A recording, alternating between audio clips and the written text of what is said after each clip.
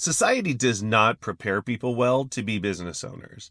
Most of the lessons we learn during our childhood teach us all the wrong principles and all the wrong instincts. And once people get into business, they have to spend a lot of time and energy unwinding those lessons and figuring out how things actually work. This came up recently in a conversation I had with a CEO whose company is going through a big rebranding effort. From a marketing and branding perspective, the things you want to do are pretty obvious. You want to pick a tight niche, you want to fully commit to it, you want to be bold, you want to stand out, you want to get people's attention. That's how you get noticed in the market, that's how people remember you, that's how you carve out space in your customer's brain. Unfortunately, as we grow up, society gives us all the opposite lessons. Keep your options open, don't make waves, don't rock the boat, don't stand out, don't be weird, don't be different. Why can't you be more like that person? People are going to judge you, don't embarrass us. And so business owners, founders, CEOs bring all that constraint, all that baggage, all that negative energy into their business. As a marketing consultant, coming up with the right business strategy and the right designs and the right copy and the right creative and the right solution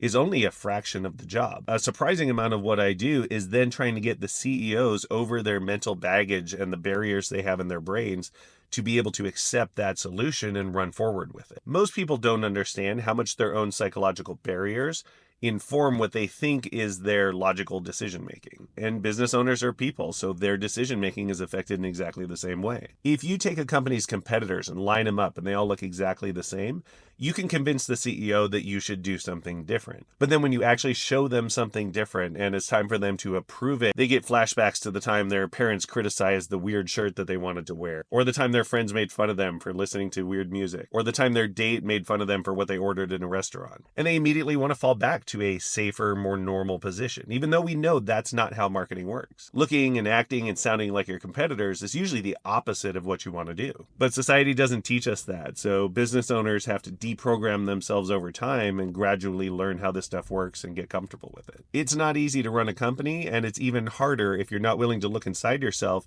and figure out what's going on in your head and be willing to let it go sometimes. Fortunately, the CEO I was talking to got it.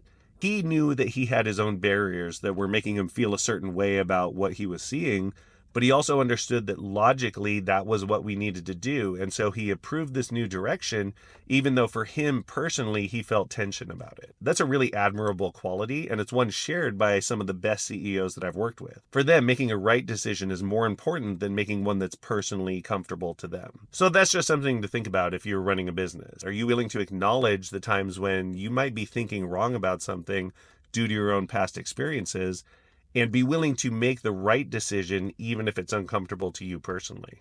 If you can do that, that's a good sign that you're probably going to find success.